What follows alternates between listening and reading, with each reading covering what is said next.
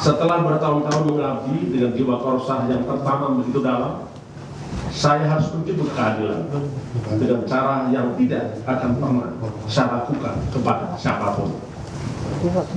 Rekan-rekan yang saya hormati, jika Anda memperhatikan, jika juga Anda tidak lupa dan terus ingat bahwa di dalam kepemimpinan saya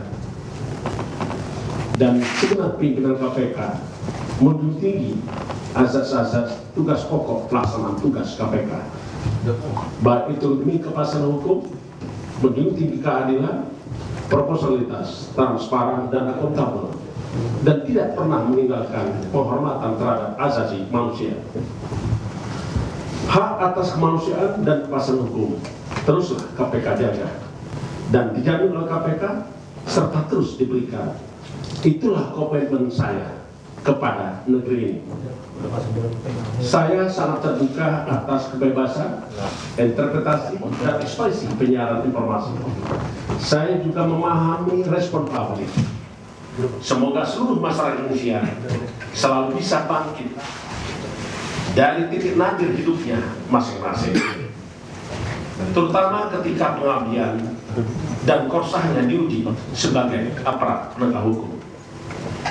Saya menyatakan di setiap kesempatan bahwa saya tidak pernah melakukan pemerasan kepada siapapun, dan saya juga tidak pernah terlibat terkait dengan suap menyuap dan gratifikasi kepada siapapun.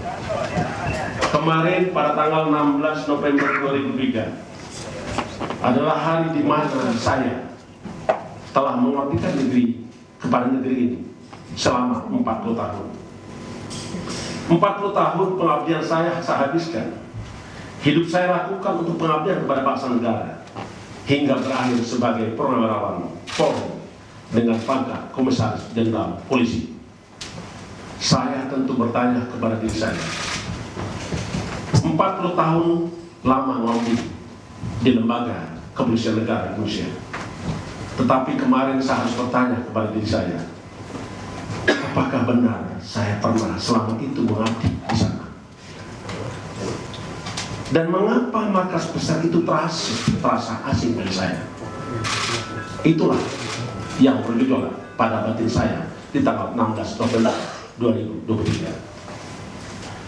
Saya bermaksud menyampaikan bahwa perasaan ketidakadilan itu ada, dirasakan, dan ada benar adanya. Untuk itu saya perlu sampaikan beberapa hal sebagai berikut. Pertama, saya mengikuti proses pemeriksaan pada tanggal 16 November 2003. Karena saya sadar saya harus taat hukum. Rekan-rekan pahami bahwa kami dipanggil untuk diminta keterangan pada tanggal 8 November 2023. Tetapi di dalam waktu yang sama, saya juga harus melaksanakan tugas-tugas saya sebagai Ketua KPK, hadir di tengah masyarakat, epicentrum pemberantasan korupsi dari wilayah barat, yaitu Aceh. Sehingga saya harus berangkat ke Aceh. Itulah sejatinya bukan dengan upaya mangkir, tetapi itu adalah menyesuaikan berdasarkan pada agenda kerja lembaga KPK.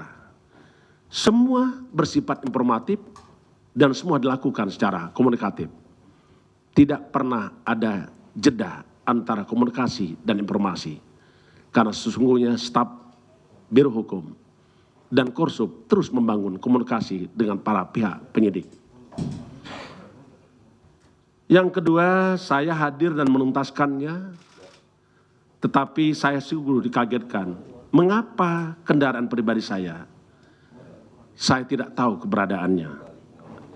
Dan saya melihat tidak saya temukan kendaraan tersebut. Sehingga seseorang menyampaikan kepada saya untuk meminjamkan mobil pribadinya kepada saya dan mengantar saya keluar dari tempat. Karena sesungguhnya saya ditunggu dalam kegiatan penting untuk menyelesaikan persoalan di KPK. Karena rekan-rekan paham bahwa pada hari itu KPK telah melakukan tangkap tangan terhadap oknum dari pihak Kejaksaan Republik Indonesia. Jamwas dan Direktur Penyidikan telah hadir di KPK sampai sore hari. Saya kembali ke kantor untuk menemui rekan-rekan sejawat saya sesama aparat penegak hukum dari Kejaksaan Republik Indonesia.